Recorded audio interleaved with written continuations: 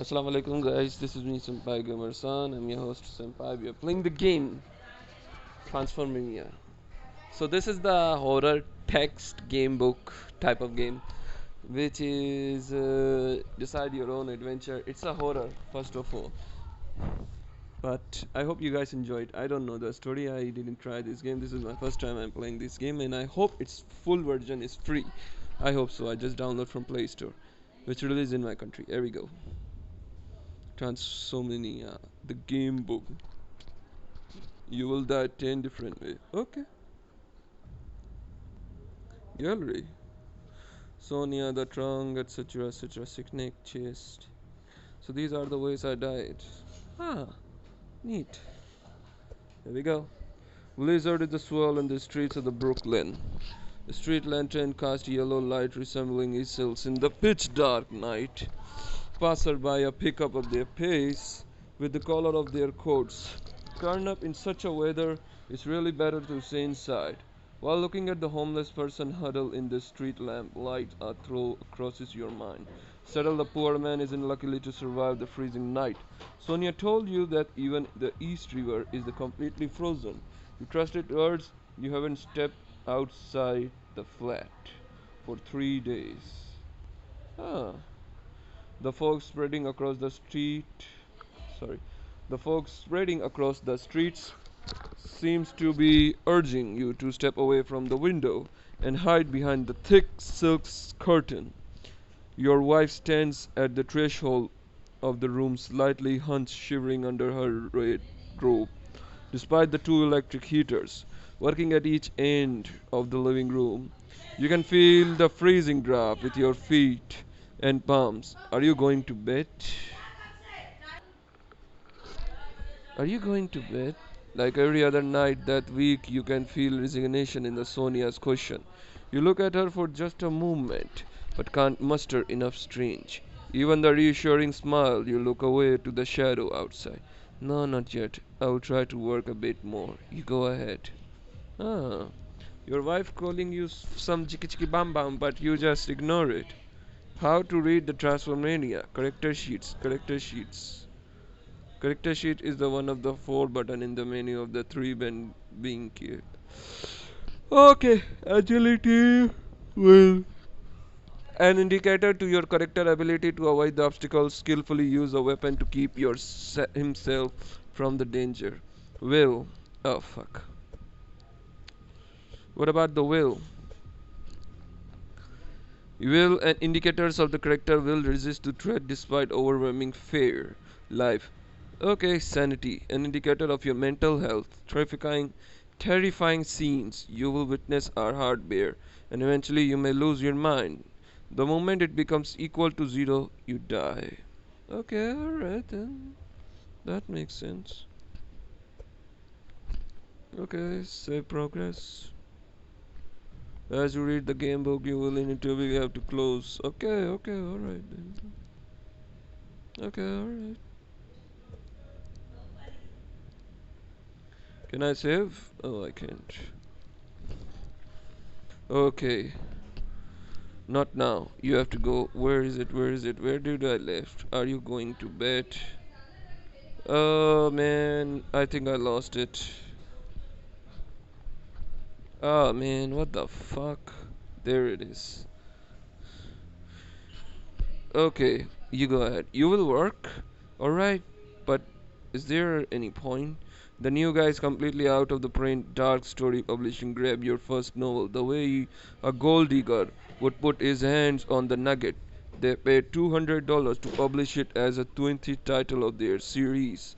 $200. The moment you heard the amount, you saw your future flash before your eyes. Fame, riches, and the opportunity to live by the skills of your own imagination and quill. All those dreams gradually faded away after your novel received no positive review in any literary magazine. Your enthusiasm had just started to dying up when misery came along. Sonia illness. Even though you try to put aside your thoughts constantly, bring your back to it. That's the one of the reason why you are into no rush and to go to bed. Why can't doctors find out what's up with her? Is she going to leave you alone to your miserable existence? It's not those questions that gives you no rest as much as sorrow you see in her eyes. When you wake up next to every when you wake up next to her every morning and you are the reason for that sorrow, you can't pretend that you don't see her skin covered with warts and spots, her skin that used to be smooth and soft. Oh, she's in curse, I guess. It's hard to hold her in your arms while hiding your digest as if you are holding a dying flower. Her hair fell out and the tears rolling her down her cheek were brown, yellow.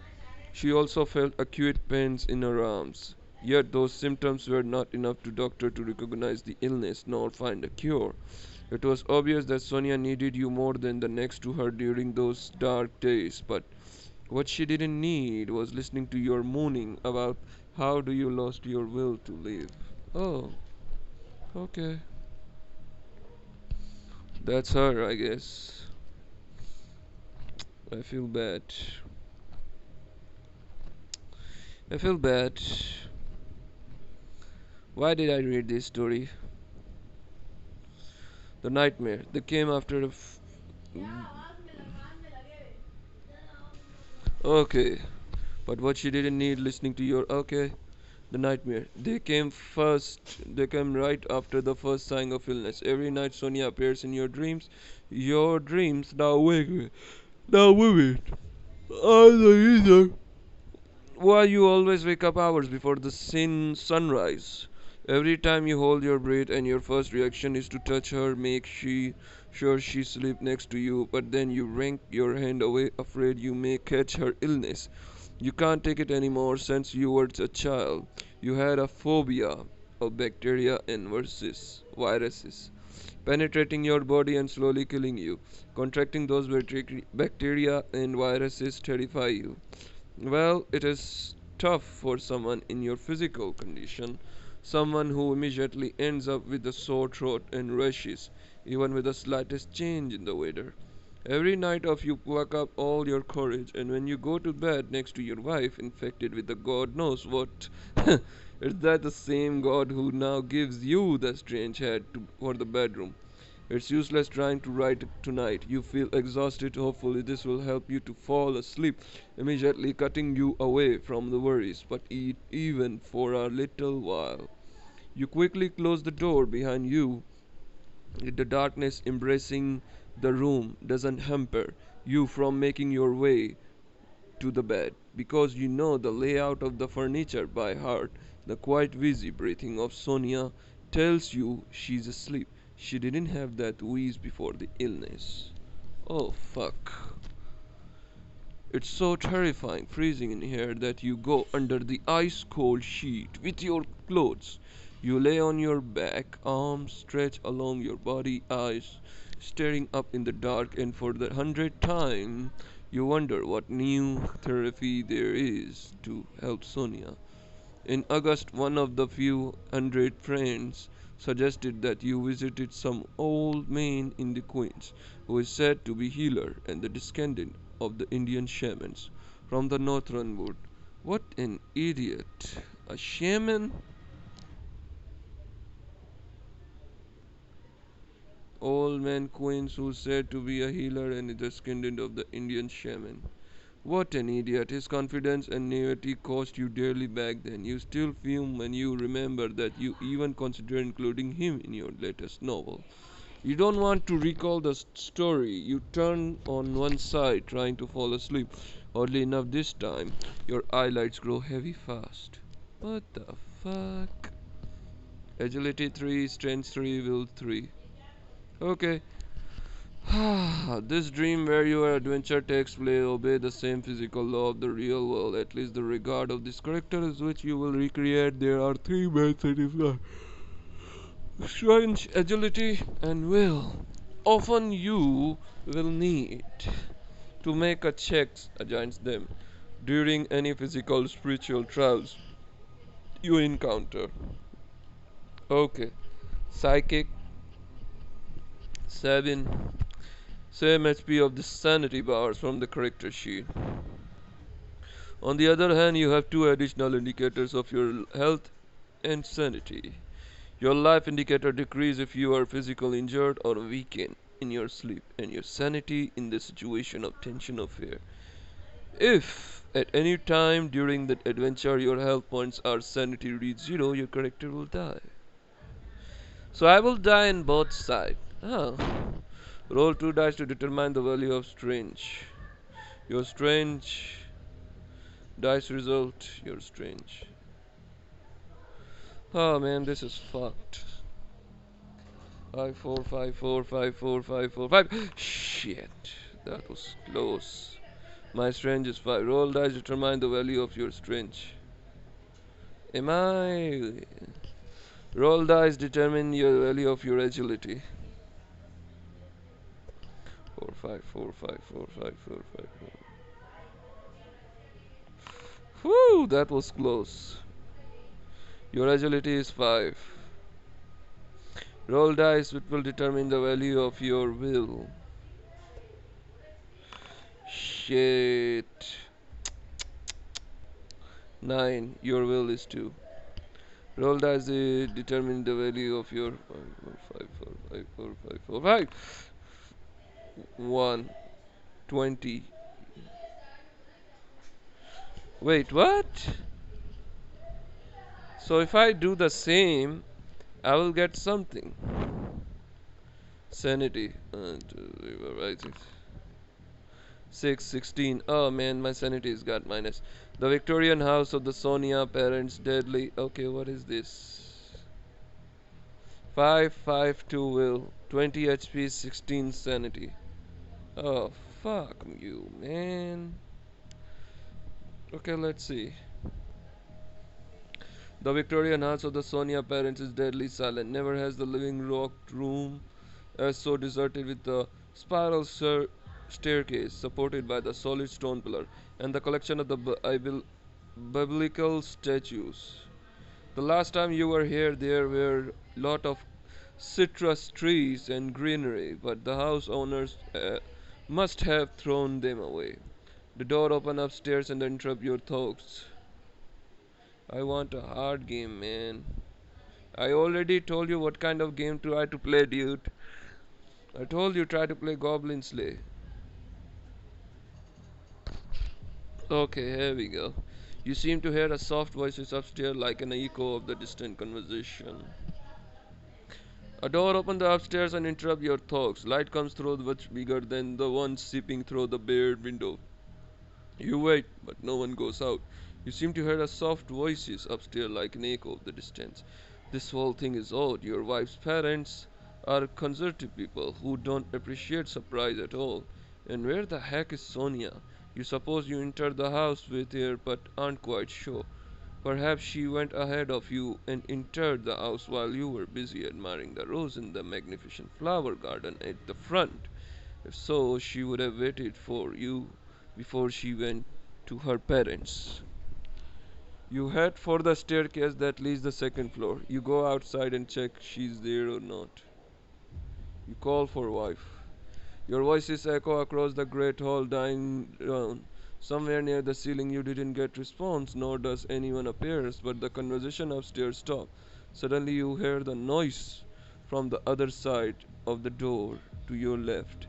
Upslotter with the leather. It sounds like a frantic barking of dogs locked in the kennel, but smothered as if reaching you from a far away or through a thick wall. The barking of the pack approaches so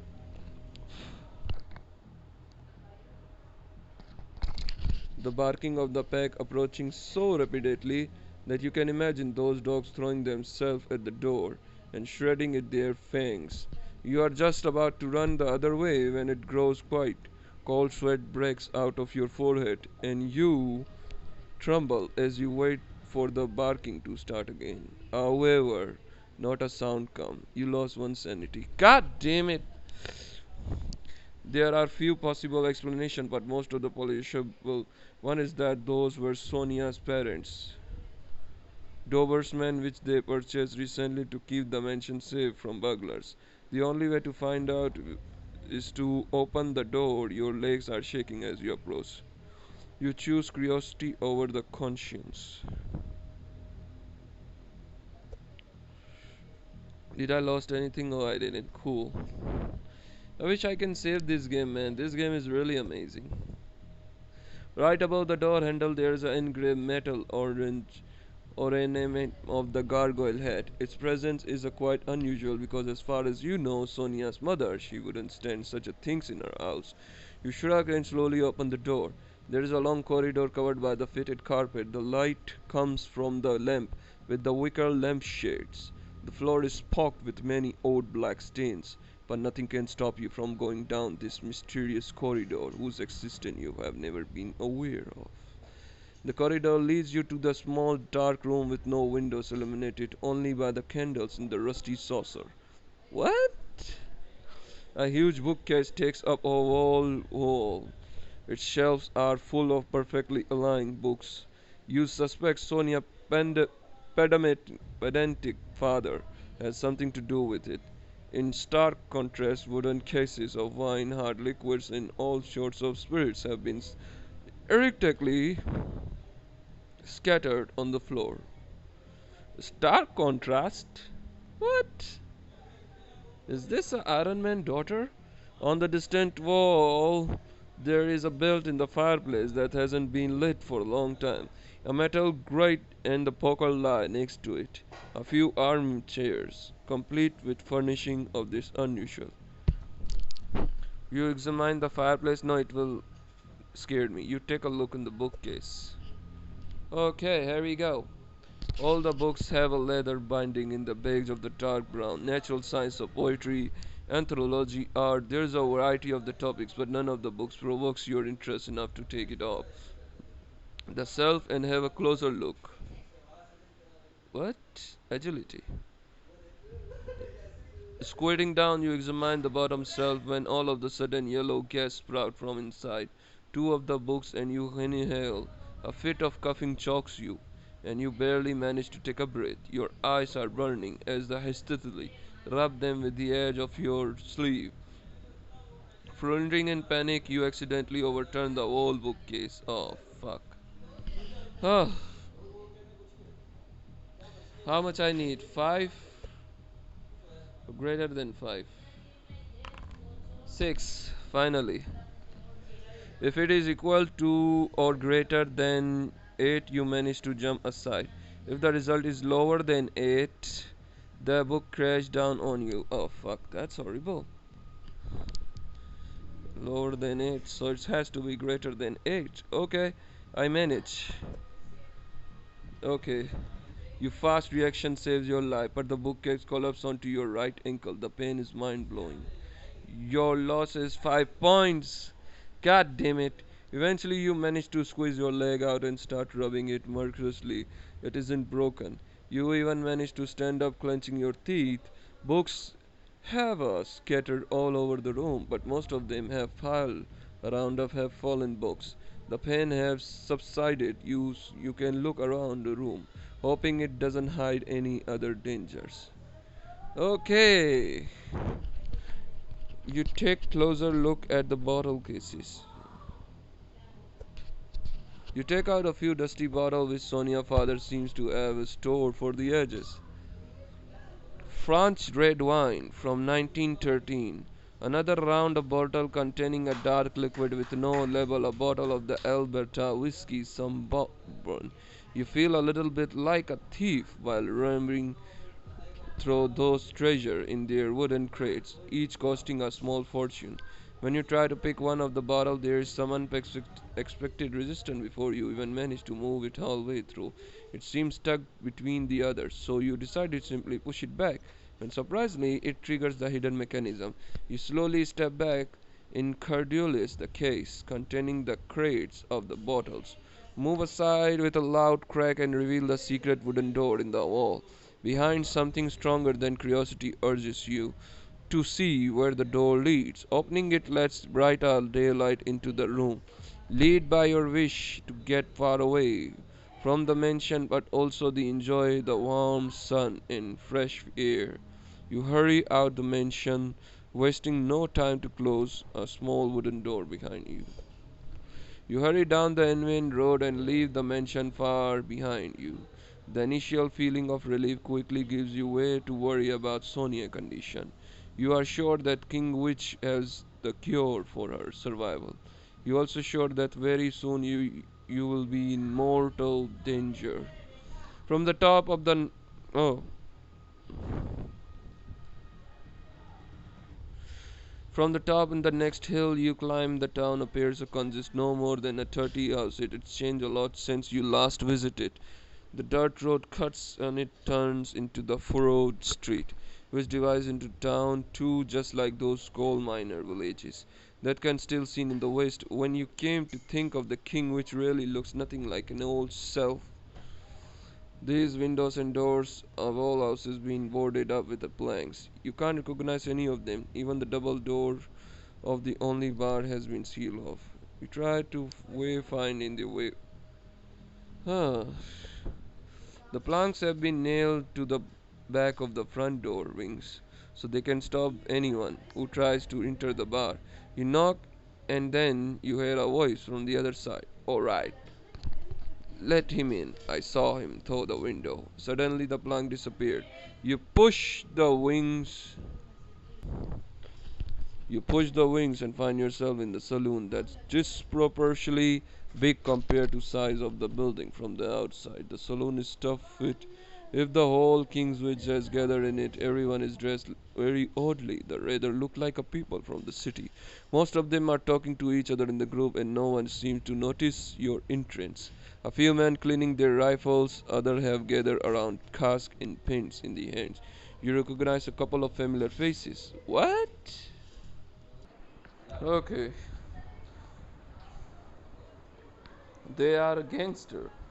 The editor in the chief of the dark story is sitting in the wooden transport post against the wall on one side of the bar. You have met him just once when you signed the contract to publish the new guy, but you still remember this metal gray eyes and his cold face shiver like a dry fruit.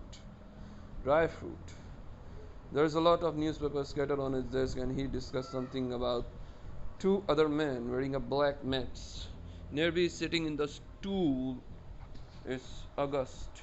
Your childhood friend is tinkering with this big chandelier, which makes you smile very much like you. He's a good with his hands, only when using a pen or typewriter.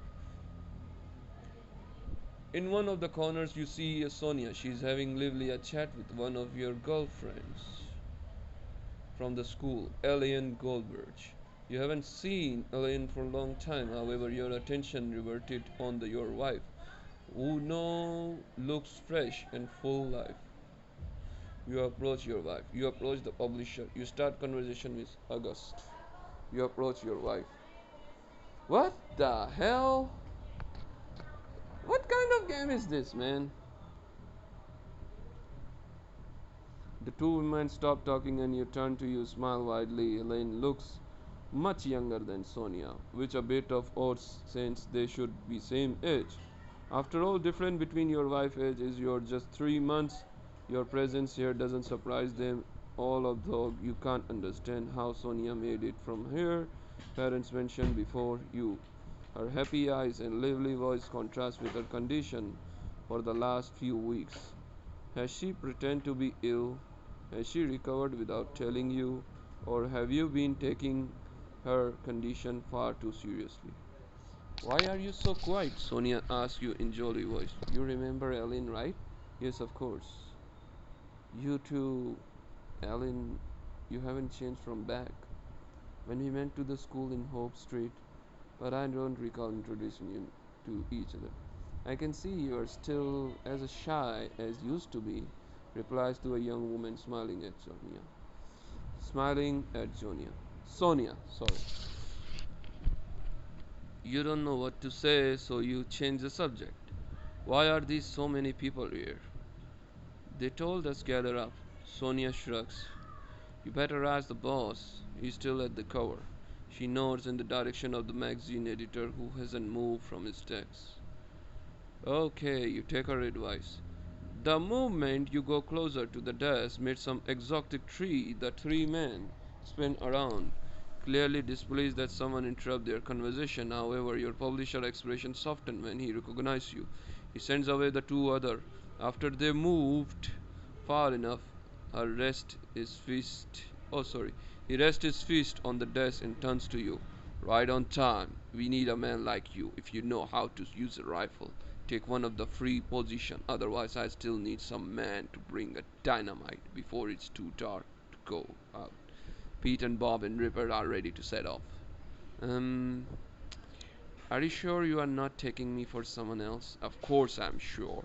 You are the one that writes the stories about the monsters, right? Yes, I have written two novels so far, you reply proudly. But I don't see what has to do with perfect. He say, the monsters that are coming will be your usual fare. Monsters? The crawlers. It's going to happen tonight in the case you have just landed on this planet and haven't found out yet. We have to save our skins. There's not much time until the sunset. Tonight they are coming. You look through the nearby window and surprised to see it's getting dark already. You are almost sure that you left New York this morning. It must be been long way from the mansion to this place here, and that must be why you feel so tired. You are slowly succumbing to your fatigue, although you keep listening to your companion. You doesn't really hear to understand what he's talking. What do you decide? Will you grab a rifle to take a shooting position at the one of the windows, or will you join Pete and Bob Rupert to help them to bring some explosive? We are help in the deep trouble here, and we all must do something if we don't want to be crushed by scum. You can feel the rising panic in his words. In spite of this passionate authority of the tune, his fear is obvious. It crawls upon the you as well. It's not just your life that is at risk, but Sonia's life and everyone else too. The premention of the mortal danger you sense on your way to Kingswich was no coincidence. You grab a rifle at one of the windows. You prefer to join three men on their mission. Bring the explosive. I guess I have to join them. It looks like I have will come with you. You tell the trio. You don't trust their criminal faces at all. The shortest of them, swarthy man with the shaggy hair, examines you head to toe. Okay, he says after a few seconds. Come with us. I know you need to fetch some dynamite. Where exactly? Oh, sorry. I know you need to fetch some dynamite. Where exactly is it? It is stored in the old Jones barn across the town. We need to be very fast because they are coming. Come on, Pete, one of the other two say. You go with them to the side of the door, the one who interrupted you, Bob and Rupert. According to the editor, shoves his head out of the give signal. That's it, clear movement. Later, you are running after you three new companion, rising tons of reddish dust with the every step compared to the tumult of the saloon. The silence among the desert houses is unrearing. You can sense the threat, and most probably that has to do with the mysterious crawlers. Okay, you stop in front of the shack just roughly hound log cabin behind which a long building with a well-mentioned doors looms. You hear the Pete whisper, "Follow me, Bob. The two of us will look for the dynamite in the barn. We also need a man to stay here and keep an eye of the road. And another one climb up there." He's pointing at the ladder, prop against the side of the wall of the barn. Climbing will lead you to the wooden beam right under the steep pitch roof. Rupert still hesitated what to do. Rupert hesitated to what to do. You prefer to stay in the shack. You volunteer to climb. You see the Pete and Bob to the barn's entrance, and once they get inside, you head the ladder. Your shoes have firm red soles, which are comfortable for climbing, but still you step carefully. Your fear of heights is one of your many weaknesses. So when you get to the middle of the ladder, you pause for a few seconds. Your heart is pounding, as it will jump out from the chest. You finally reach the hole and leads you to the roof, squeezes through it, and sit on the cross's beam. In the meantime, you two companions have opened the door of the barn and are carrying out the packages covered with coarse cloth. Those are no doubt the explosive. Your cross, you cross your legs over the other side of the beam and turn. If there were spooky town contests, Kingwich would definitely win the first prize. The sun has almost sunk behind the outskirts of the town, and the first stars twinkle up the sky. Uh, Motherfucker. I have to restart this game. I keep losing the sanity, man. This time we're gonna go to head for the stair that leads the second floor. You go outside, check the. What is this? You don't give up easily. You push yourself. You're strange. Okay. Roll the dice and subtract 1. Oh, fuck. Final result 1. Oh, man. I'm fucked. The number is higher than your strange point, so you can't get past the door and go higher. You decrease your life points by 1 and decide try to your luck still. The result is equal to your lower than your strange points. You manage to open the door. Oh, cool. Ah, fuck, man. There we go. Find a way to enter the bar. You approach the wife, you approach the publisher, you approach the publisher. There we go. Okay, I approach the publisher. You grab a rifle. No, you prefer the explosive. And you gonna do the. Here we go.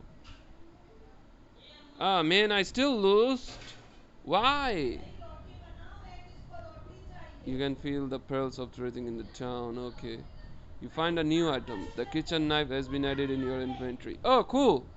So the kitchen knife is added in my inventory. Let me see. Oh, lovely, man. That's awesome. So I got the what did it say? The kitchen knife. Okay. Okay. They must have this sense. You their unnatural ways to become at least dozens of the creatures are now speeding into your direction. Most of them go to the barn, but some are rolling straight to the shack. At that very moment, Rupter's warning you cry reaches you. You bust out the shed and run to the saloon. You block the door and wait for the other three so as to escape. Okay, you push the table on the table. Oh, you push the table to the double door. Then you lift the blinds bit just enough to peek through the dirty glass. The crawlers are quietly closing the barn. Nothing on their round bodies make a noise beside the rustling to the ground under their mass. A sudden crash at the door makes you scream. Sure, there is someone inside. The creature hurls itself against the door one more time, petrified. You wait for its third try, but there is none. Your blood freezes when you see two tentacles armed with claws sneak through the opposite window. The creature pink body flows follows the wooden frame. However, it isn't wide enough. So the monster slowly squeezes through the elastic ball. You don't have a loaded gun, so you rely on your knife. I had both. You use your loaded gun. I had a loaded gun, bitch. Okay. You keep your head at the point gun you found it near the mansion at the creature in the window. It's not difficult target, but you almost no experience with weapon. It's up to your agility points how many bullets you will need to kill. You lost 2 bullets since your agility is not that great. Oh, cool. Great. Fuck. I lost 2 bullets. The bullets throw the creature back and it falls behind the shed. This victory doesn't excite you much because very likely other 2 creatures will follow. Staying here would be insane. You kick aside the table blocking the door and run outside. Just like you figured there are dozens of those creatures out there. They are all heading for your shed. All 3 of your companions have already escaped from the barn and are now running past you. Bob and Pip clutch up paper packages in their hands. You quickly join them and escape the demonic creature together. Where is the picture of that goddamn demonic creature, man? I really want to see it. Where is the gallery? Okay, where is the gallery? I just find the Sonia, the trunk, the crawler. I really want to see the crawler here, man. The four of you running down the main street trying to reach the shelter of the bar. Out of the corner of your eye, you spot a few crawlers on your left. They are trying to block your way, so you rush forward to get ahead them. Bob and Pete are next to you, each holding a pack of dynamite. They are just 100 yards from the bar when you hear a Rupert's fall down behind. Damn it, I twisted my ankle! He screamed hysterically. You turn around and see him wriggling on the ground, clutching his ankle. The monster electric tentacles are going to get him in the bare seconds if no one helps him. He will most probably be torn to pieces. However, the other two just keep running. If you want to go back and help him get to the bar with you, first you need to decide whether you have the courage to taking such a risk.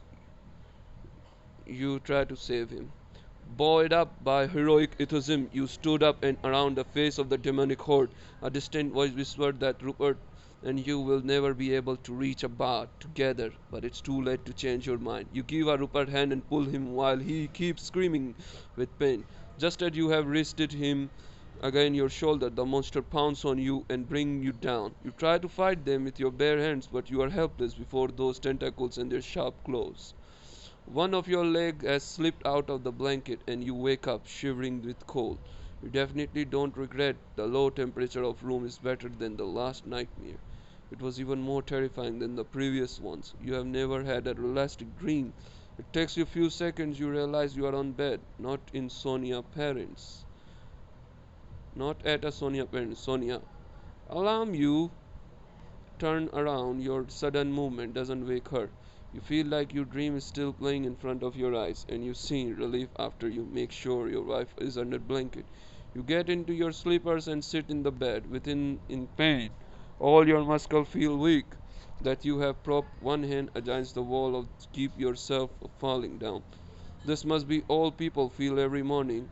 It is if injuries that you suffer in your dream have had actual effect on your body too. What a silly idea.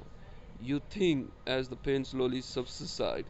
It's true that you have vivid imagination, but the phantasmagoria was beyond any you have ever had. Yet you are aware how much pain the morning could cause.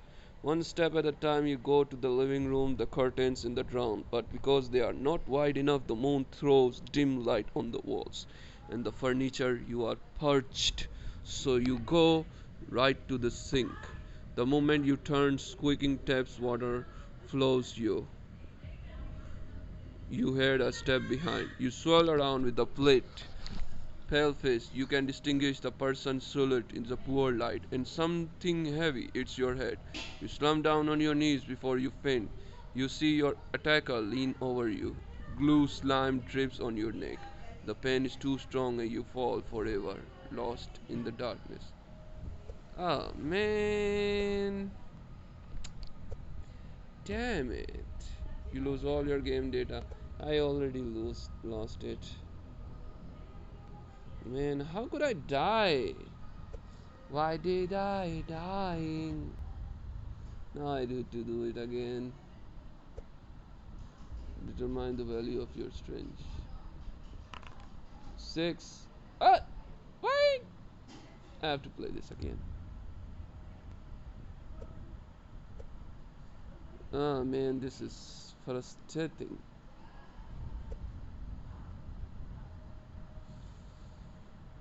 This is all this shit.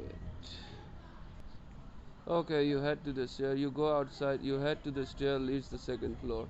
The moment you climb the last stair, you hear a man's voice. Here he is. I told you he's not far. You push the door open and find yourself in the vast bedroom. It looks like different from how you remember it.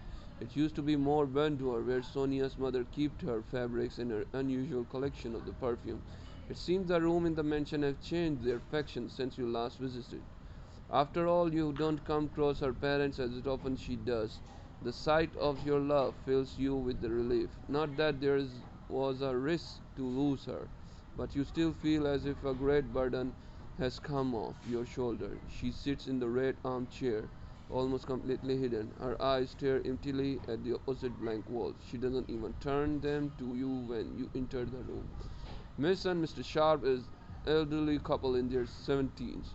who live next door to you, Brooklyn, are they standing two steps away from here. Before you can ask them what they are doing, Sonia parents the old man, gives you a warm smile. You come right on time. Your wife suffers pains which we cannot relieve. She complained that her arms hurt.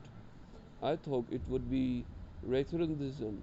I have had quite for some time, say Mr. Sharp, but I believe she is too young to suffer from that. Besides, her palms are swollen. That's not a normal. The old man sadly shakes his head. Indeed, it isn't. Despite their words, your wife doesn't seem to be in one of her usual crises. On the contrary, her face is relaxed, and after she finally looks at you, she doesn't bite her lips in her custom. She doesn't seem angry with you, but her dull eyes reveal nothing about what she's thinking. You go closer, Sonia, to see if there is something wrong with her. You ask Nereva, tell me more about the condition. She don't tell me, so I have to ask them. You know she's boring shy now, but she was asking about you just before you arrived here. Mr. Sharp say in shrill voice. Clearly she is much relies on you. But how can I help? Your question carries all helplessness and despair accumulated since Sonia illness came. The man comes closer gently and lays his wrinkled palm on your shoulder. Ultimately, you should know your foretell, and this would happen. It's written in your diary. My diary? Yes, your personal diary. Your wife. Let me take a peek inside. Oh, rest assured that I was discreet. I only read the last pages. I would not read the pages about your childhood. But how? Don't you worry, he said. I put it back where it usually stays, in its hiding place above the fireplace. Do you want me to accompany you there? Then you can see for yourself that I tell you the truth. Speechless, you try to make a sense of what you just heard before your chatty neighbors can flood you with more revelation. Your personal diary, which you keep when you were 8. How was it ended up here? You can't recall ever telling you, Sonia, that you ever had one. The old lady pushes her husband away and gives you an odd look. Perhaps that's not a good idea. The problems of today can't be resolved by living in the past. On the contrary, that often means making the same mistake again. You follow Mr. Sharp, you take the old man's advice and leave the mansions. You follow Mr. Sharp, who heads down the staircase towards the hallway, then goes to the door haven't noticed before. Right above the door handle, there is an engraved metal ornament of the gargoyle head. Yeah, there was. I already go there. You take a look for the books. Okay, a huge bookcase.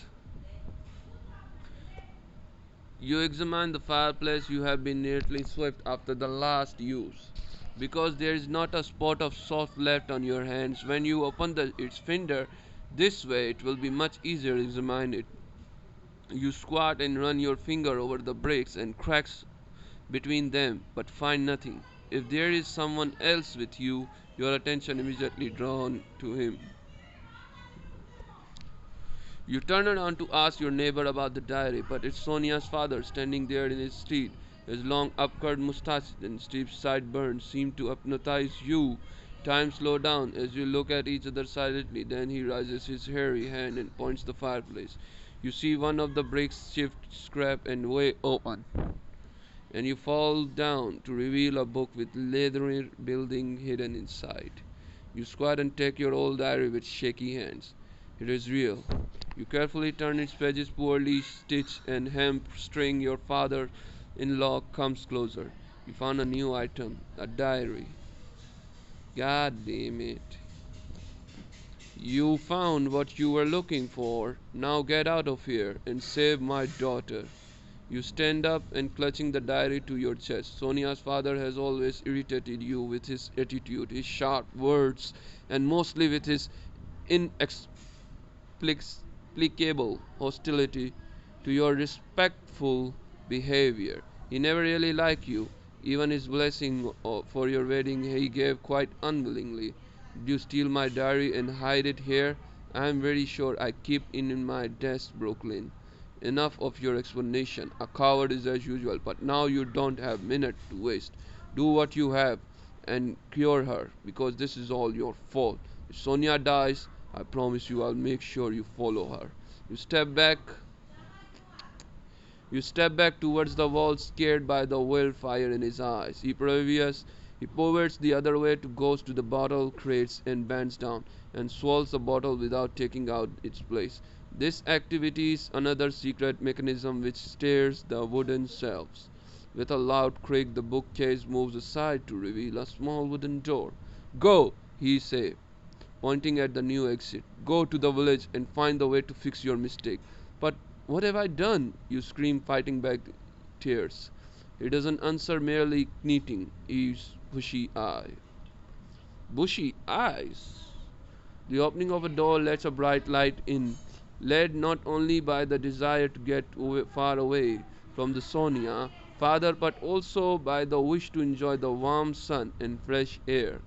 You hurry out the mansion, wasting no time to close in a small wooden door behind you. Ah, man. What should I do? Let's go this way. Ah.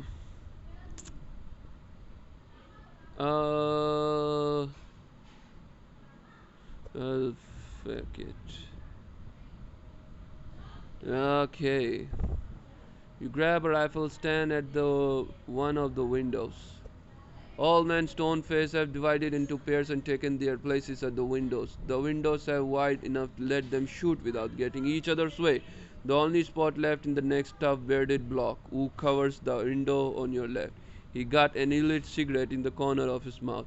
The man casts a glance at you when you approach him from the way you are holding. I can guess you have never held one before. Am I right? A shame. You nod, and with a sharp click he opens his own weapon and shows you two cylinder holes. Look, it's very easy. You put the bullet here and here. Take a good, then you close it like you put it the bat slot. Huh, what do I get? Fuck, a rifle. I didn't get the rifle. Okay, aboard ever. You strictly follow his instruction and pull the trigger. The weapon shoots loudly, bounces in your hand. Your target looks unscratched, but your companions say no worries, you will get hang of it. Besides, that wasn't totally off mark. You wonder how he can be certain about the bullets when you couldn't trace it all. You decide to take another shot, but the bearded man stops you. There are all plenty of them. You will have enough practice targets. Haha, here they come. Indeed, the dark silhouette stares outdoors at the night falls. Their movement are stealthy jerks, as if stray dogs are approaching the saloon by leaping from the door frames to water tanks, trying not to be spotted. However, man the early star of gibbous moons illuminated those minstrels. The moment they creep out, the shadows, large as a conger's, they roll like a sinister living balloons. From their ovoid bodies emerge two tentacles, similar to distended arms, and the ending in the appealing number of claw. The monsters seem to have neither eyes nor heads, as if their sample of elastic skin.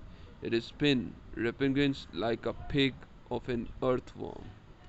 Okay, the bang of the bearded man's weapon yanks you out to your stupor. His shoot strikes one of the crawlers that is just crept out the shadow of the nearby house. Black blood spurts from its body, and creature rolls backwards. One more shot in its body bursts like a balloon. Its death encourages you to take a aim. You shoot at some of the creatures that are crossing the main street and heading for the front entrance saloon. You shoot at first creature that comes close to your window. Agility I have 2. So if your result is lower than 13, you cannot take a control or your hand. Oh, lower than 13. Well, fucked. I am fucked. As you face dreadful creature, your blood runs cold and affects your accuracy of shooting. You barely wounded, your magazine empty, and your weapon is now useless. The creature jumps at you, waving a sharp blow. You fall on your back and smash your spine, solid wooden. Your rifle flung cornered, helplessly paralyzed by terror. You watch the creature lean over you. At the moment shotgun rings, a big hole rips into the body, black blood bursting from there. You look aside and see a bearded man smirking at you. Now that was close. Without waiting of your gratitude, he draws back the wall and peers through the window, ready to shoot the slightest movement. You grab the rifle, take a position next to him. You seek the shelter to the upper floor. You look another way to help the defense bar. On the bravest night, okay, alright then. Lost one sanity. Okay, I need. The final result is less than 10. Okay, alright then. Here we go. The final result is less than. The final result is equal or greater than. Okay, cool. One of the creature attacks you before you can even take a step back. You fall flat in your back and only manage to lift your leg in order to protect yourself, being smashed by its torso. Your leg sinks into elastic mass if you have stepped in pile mud. Yet this saves your life because your leg throws the creature back only to claws rip in your shirt. Mother fuck. You quickly push yourself backward using your elbows and toes. Avoid the next attack. Just a moment before it jumps on you, a shoot flashes on your right, and its body explodes like a balloon with a black blood spouting fountain. Even though the creature is dead, you can't take your eyes off it several long seconds. You come to yourself when Ellen offers you to stand up. You thank her with a faint smile. Ellen is my best friend. After a few final shots, there is a silence, you airs of buzzing from the multiple explosion. Everyone stares blankly, shocked by the fact they survived the attack. Are they gone? Eleni asks the lookout in the window. One of them turns to look at your former classmate and reassuringly nods his head. Then he resumes his watch. Just then you realize your wife is right next to you. Where were you? You say with the relief and take her arm. I was hiding, I was scared. Sonia throws herself into your arms. You feel so happy that you hope the moment will never end. Her body still shivers when you press your lips against her neck. This moment makes you forget about all nightmare creature lurking outside. Oh, a neck kiss. Okay. Sonia draws back and gives you how many minutes I done? Okay, 1 hour. That's amazing. Sonia draws back, gives you imploring look. You must listen to the boss. We must kill the crawlers. If they die, I will die too. Okay, confused, you place your hands on their shoulder. What do you mean? Those monsters want to kill us. You must not listen to the boss. We must not kill those crawlers. If they die, I will die too. What? Confused, you place your hands on shoulder. What do you mean? Those monsters want to kill us. You saw for yourself, didn't you? What do you know about them? I am starting to think that I am only one who doesn't know what they really are. They serve Erod, master of the mass. He promised to save me. There his heralds. Very soon he will be among us. You must not oppose his coming. My God, what are you talking about? The voice of the dark story publisher interrupts you. You notice 4 lanterns have been lit up each corner of the room. Listen to me carefully, all of you. They are gone, but we know they will return much stronger in a greater number. Fortunately, we already have explosive and we can stop them. The man looked at his desk where the rest of the dynamite bakes fire. Right now, all the crawlers have gathered in the underground silo. One of us needs to go and blow it up. That's how we will get rid of the scum. It's not so hard. All we need to do is to set explosives, light up the fuses, and quickly run away before they blow up. So I will handle that. He goes to the desk and takes the something out the drawer. When he turns around, you see him holding a submachine. He takes out the magazine, clicks it back inside the smirk his face. That's Bergman MP18. Okay, it's a German import, but I can assure that you are no crawler will near this pup. So do I have at least one volunteer to join? You gaze at Av Carbut, stock in the weapon. You seen it only a picture from the World War. You join the publisher mentioned. You are not seen joining. If your life points are lower than 9, you are not even near what volunteer should look like. You are not so keen joining, but your life point is 9 or more, so you look strong enough, and publisher eyes linger on you, expecting you to do something. Okay. Lighter. Huh. Well, that's fucked. A smile beams on the editor, wrinkled with the face. When you got this disc. Perfect. Adaptive, you have a courage. Come on, put the explosive inside. He hands you a small bark-like sack and you follow his instructions. And the people around you give you the worried look. Everyone holds their breath when he takes a small metal object out of his trousers. A lighter, he shakes it a few times, lifting the lid, vigorously presses the flint wheel, and blue flame springs up. Then he closes the lid and hands the lighter to you. It has enough gas, but we have no time to lose. Pointing the submachine ahead, your publisher heads for the side door of the bar, which leads to cross street. So you follow him. Your eyes meet Sonia. They are full of tears, and she wrings her hands. You have a wired feeling that the risk you are taking now isn't the reason for her suffering. You go out in the fresh air, but your heart is heavy. Night has fallen over town. Never let the stars of the moon shine so brightly, as if it's the day that makes you so easy spot. As you follow your publisher, you can't help noticing the contrast between the heavy submachine gun and his white shirt, expensive suit, and the Mac. Without saying a word, you crosses the main street and disappear behind the porch of the house opposite the bar. You follow him. Okay, around you everything is still silent. You quickly reach the outskirts of the King, which the publisher house crouches behind the fence and point the hillock that's in front of you. It's about 100 yards away and has a perfect round shape to perfect for the natural hill. At its foot you notice the entrance with the door has been smashed. Your turn, don't worry, I will cover you. He barely whispers his word. His former confidence is melted like a snow spring. You realize that if his plan doesn't work out, you are both dead. You sneak quietly to smash the door. You prefer to run to it counting on your speed. You sneak quietly to smash the door. Let's see what happened. Oh, fuck. You slink toward the hillock without taking your eyes off interest. You keep a firm grip and shake the slung over the shoulder and walk slowly, quietly, prepared to flee at the sight of the first crawler that might appear. You can feel the publisher following you from the distance as he promised you, yet you recall vividly how many of those creatures storm a bar that his weapon doesn't offer you much comfort. What? Am I dead? Oh, I didn't die. Okay.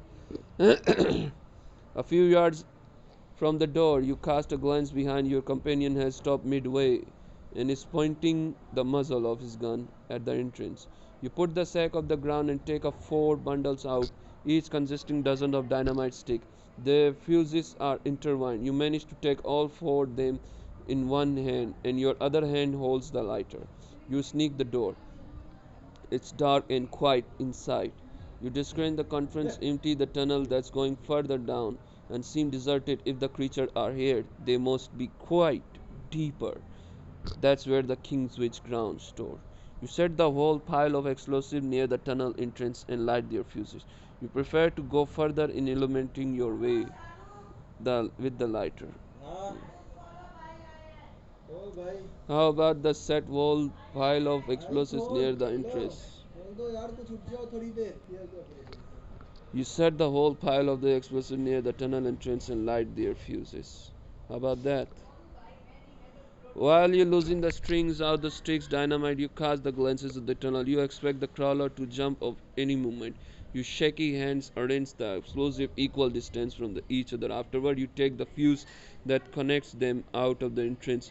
When everything's set, you take out the lighter and click its cap, open the eager completely task. At the moment, your fears come true when the silhouettes of the pink creatures start popping up from the end of the tunnel. Am I dead?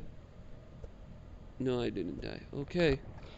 For the endless moment, it looks like the lighter can't ignite the fuse. Finally, there is a hiss and spark dance from the string. You rush outside and run towards the chief, screaming, "They are coming! They are coming!" You have made it almost halfway there when the first explosive wave brings you down on your face and nearby bushes. The ground is shaking. A rain of the fine dirt drizzles over you. It's followed by new explosive. When all of the explosives stop, you are still lying on the ground, your hands covering your head with all the dirt and dust on your face. You rub your eyes a long time before you can see. Your companion is standing next to you, Some of them are going out. We are too. You mutely stare as the man who gave you the passionate speech before his fellow citizen now spins around and runs to the saloon. Throwing away his weapon, you take a look at the silo and see half a dozen crawlers wriggling through the fire that spread across the whole hill. The skin of each is covered by a huge brown blister, and yet they hop and stumble closer to closer. You grab the submachine gun and try to stop the crawler left alive. You never touch the left loan used to, man, what the hell? Oh, cool. Ah, fuck. If you get the number higher than 8, you hit the finishes of the crawler. Oh, cool. Let's read it. You have never touched the let alone used a weapon before. Nevertheless, you grab it as if you have done the countless time. You rest it your hip and pull the trigger. Bullets shoot out with deafening roar. The buttstock hurts your hip, but the pain means nothing next to the wild euphoria. When you see a black blood sprout of the globe-shaped bodies of the creature, you are not disgusted but relieved that it's not difficult to kill those nightmare. The crawlers fall one after the other one, and their bodies looks like trampled plastic bottles. You run out the ammunition, and the weapon whirls and falls silently. The barrels has heated up, and you move your finger away from the skeleton trigger. Then the astonishment you notice that one of the creature keeps moving toward you despite the black liquid spurting from the many holes in its body. Before you can react, it's already next to you, slashing a crawl tentacle at your face. You instantly grab the barrel and despite burning pain try to hit the monster with the buttstock. If you Here we go. You run back to the town without turning away. The moment you reach the first houses, the ground quakes. You grab the pillar of the needless bit and keep yourself falling. Oh fuck. They are on fire. After last rumor, you can barely stand on your feet, gripping the grader post. Okay, I guess I did. That's it. We're gonna be read next one later. It's happened really fast. We already play a lot, and I gotta go, man. I gotta go. It's a really long gameplay I did. So yeah, I gotta go. For now, I gotta go. Maybe next time you guys gonna be see about this game. This is really amazing game. The story is amazing about the crawlers. This is some kind of super magical. This is me who is hiding. This is the two others, I guess. This is my family. In the house. Cool. Bye bye. Take care. Love you all. Allah Hafiz. Pakistan Zindabad. Peace.